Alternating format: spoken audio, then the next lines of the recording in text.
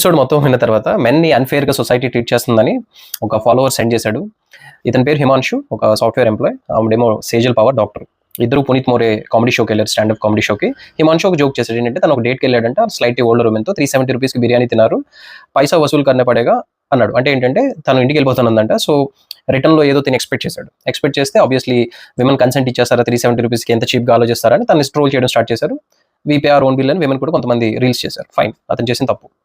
ఇప్పుడు సేజల్ పవర్ కూడా అదే షోలో డాక్టర్ కదా, మెడికల్ స్టూడెంట్స్కి లెర్నింగ్ కోసం అనేది ఎప్పుడైనా ఫ్యామిలీలో మనిషి ఎక్స్పైర్ అయితే కొంతమంది హాస్పిటల్కి డొనేట్ చేస్తారు. వీళ్ళు ఆ పర్సన్ యొక్క ఏదైతే బాడీ ఉంటుందో దానికి రీప్రొడక్టివ్ ఆర్గాన్ సైజెస్ మీద జోక్స్ చేసుకుంటామని చెప్పింది. చాలా నవ్వుతూ చెప్పారు. Again very inappropriate. ఎందుకంటే మనం డొనేట్ చేసేది ఎందుకు అంటే ఒక ట్రస్ట్ ఫ్యాక్టర్తో డొనేట్ చేస్తాం, వాళ్ళు యూస్ చేసుకుంటారని. అన్ని ఇలా ఇన్అప్రోప్రియేట్గా జోక్స్ చేసుకుంటారని అనుకోరు. బట్ ఎనీవే, మెడికల్ ఎథిక్స్కి కరెక్ట్ కాదు.